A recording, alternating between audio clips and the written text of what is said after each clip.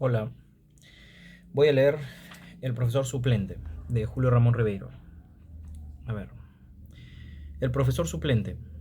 Hacia el atardecer, cuando Matías y su mujer sorbían un triste té y se quejaban de la miseria de la clase media, de la necesidad de tener que andar siempre con la camisa limpia, del precio de los transportes, de los aumentos de ley, en fin, de lo que hablan a la hora del crepúsculo los matrimonios pobres, se escucharon en la puerta unos golpes estrepitosos y cuando la abrieron irrumpió el doctor Valencia, bastón en mano, sofocado por el cuello duro. Mi querido Matías, vengo a darte una gran noticia. De ahora en adelante serás profesor. No me digas que no. Espera, como tengo que ausentarme unos meses del país, he decidido dejarte mis clases de historia en el colegio. No se trata de un gran puesto y los emolumentos no son grandiosos, pero es una magnífica ocasión para iniciarte en la enseñanza. Con el tiempo podrás conseguir otras horas de clases, se te abrirán puertas de otros colegios. Quién sabe si podrás llegar a la universidad. Eso depende de ti. Yo siempre te he tenido una gran confianza. Es injusto que un hombre de tu calidad, un hombre ilustrado, que ha cursado estudios superiores, tenga que ganarse la vida como cobrador. No, señor, eso no está bien. Soy el primero en reconocerlo. Tu puesto está en el magisterio. No lo pienses dos veces. En el acto llamo al director para pedirle que ya he encontrado un reemplazo. No hay tiempo que perder. Un taxi me espera en la puerta. Y abrázame, Matías. Dime que soy tu amigo. Antes de que Matías tuviera tiempo de emitir su opinión, el doctor Valencia había llamado al colegio, había hablado con el director, había abrazado por cuarta vez a su amigo y había partido como un celaje, sin quitarse siquiera el sombrero. Durante unos minutos, Matías quedó pensativo, acariciando esa bella calva que hacía la delicia de los niños y el terror de las amas de casa. Con un gesto enérgico impidió que su mujer intercalara un comentario y silenciosamente se acercó al aparador. Se sirvió del oporto reservado a las visitas y lo paladeó sin prisa, luego de haberlo observado contra la luz de la farola.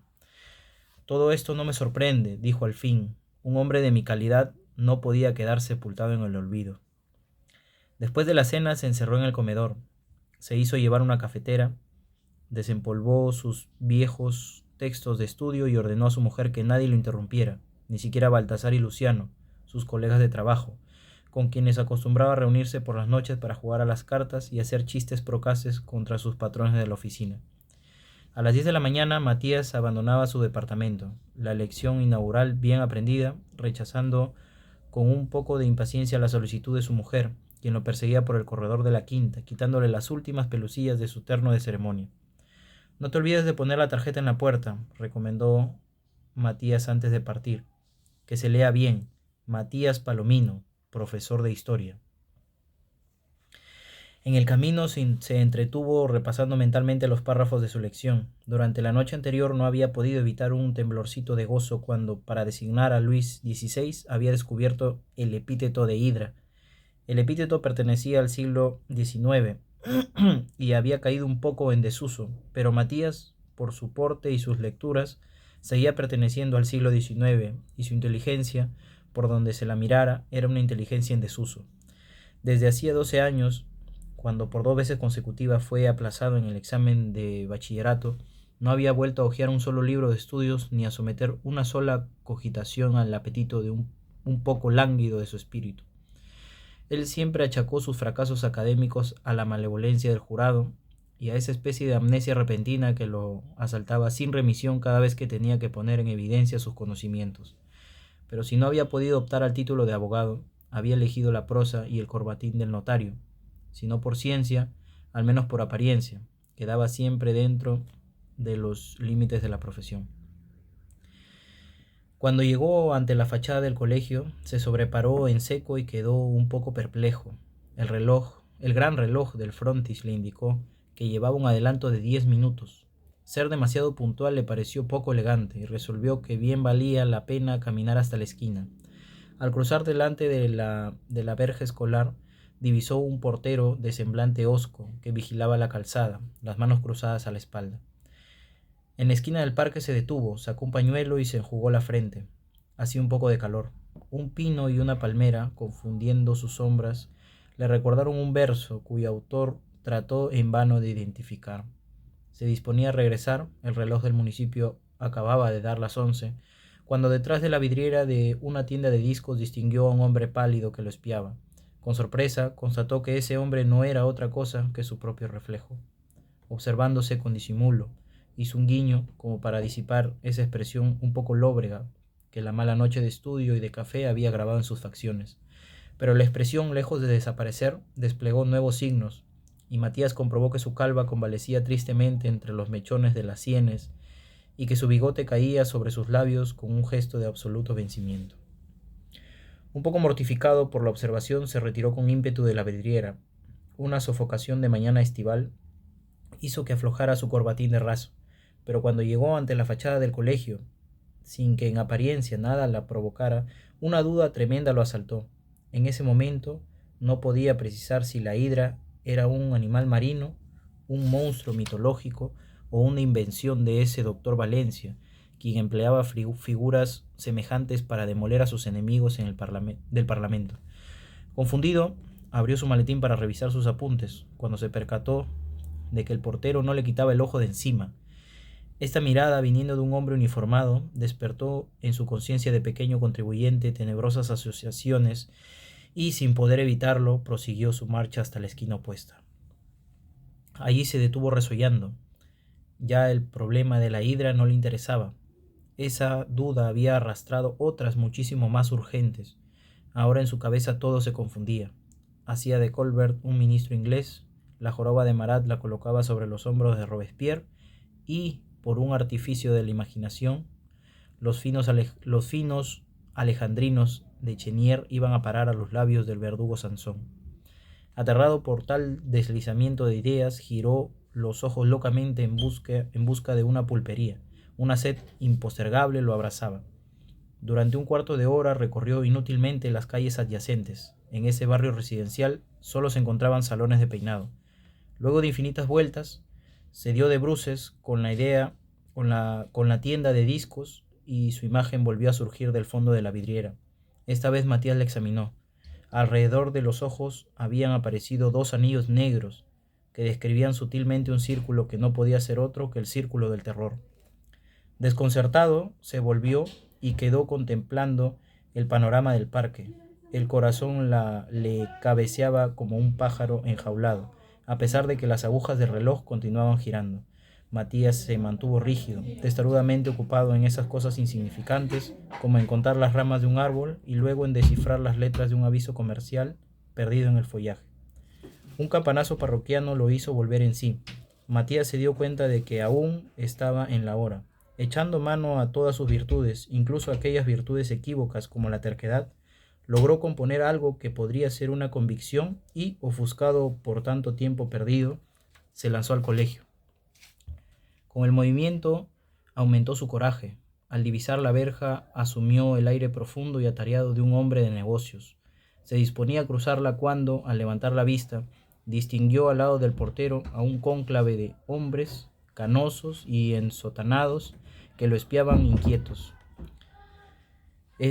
Esta inesperada composición, que le recordó a los jurados de su infancia, fue suficiente para desatar una profusión de reflejos de defensa y, virando con rapidez, se escapó hacia la avenida.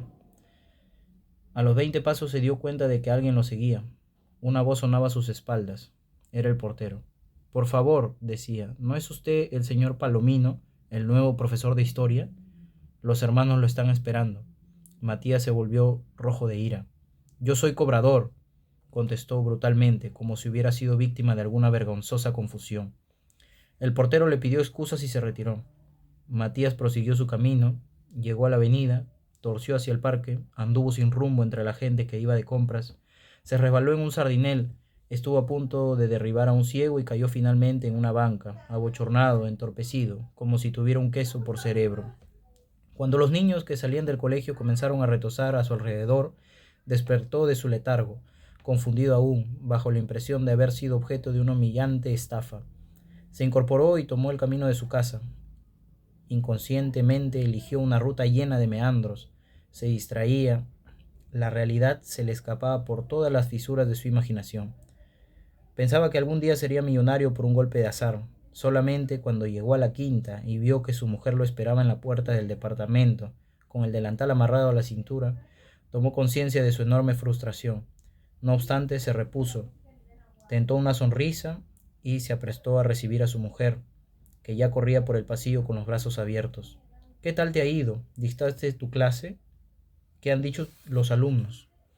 Magnífico, todo ha sido magnífico, balbuceó Matías. Me aplaudieron, pero al sentir los brazos de su mujer que lo enlazaban del cuello y al ver en sus ojos, por primera vez, una llama de invencible orgullo, inclinó con violencia la cabeza y se echó desoladamente a llorar.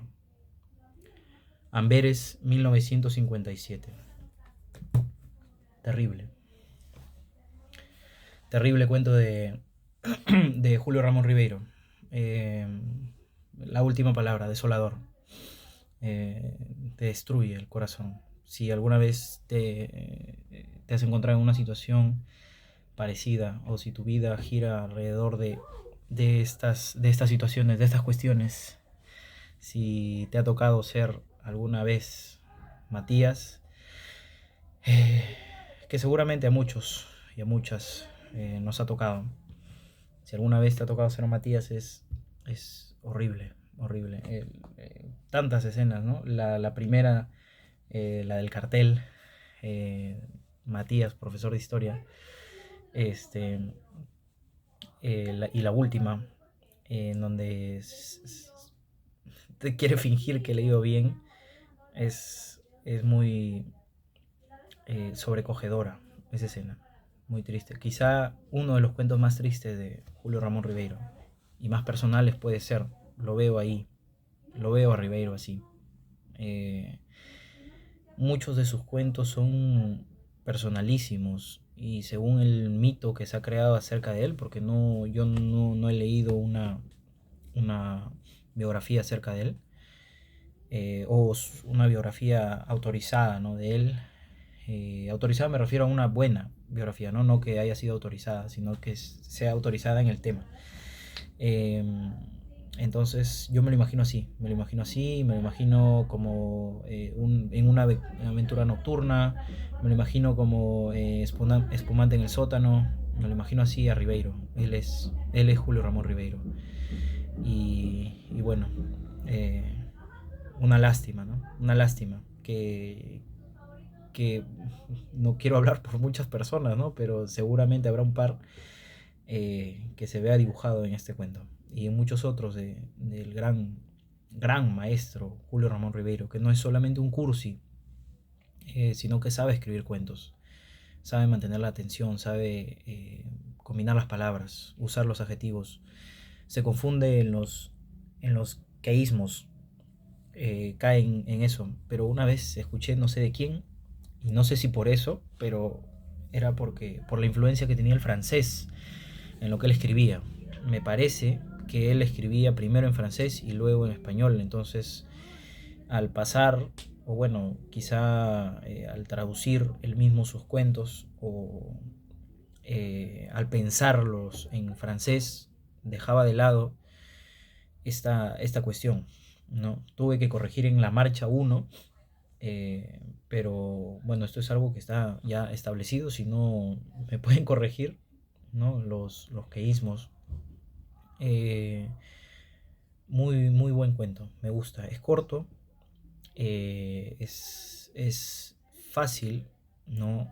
Y son personajes que se pueden identificar en la vida de casi cualquier ciudadano, vamos a decirlo así, de cualquier persona que esté aplastada por la rutina, por la exigencia, por la expectativa, eh, por la aceleración, ¿no? Y eso que esto es del siglo pasado, ¿no? Un poco más de la mitad del siglo pasado. Eh, y seguimos igual, si no es que peor. Bueno, buen cuento. Muchas gracias por su atención.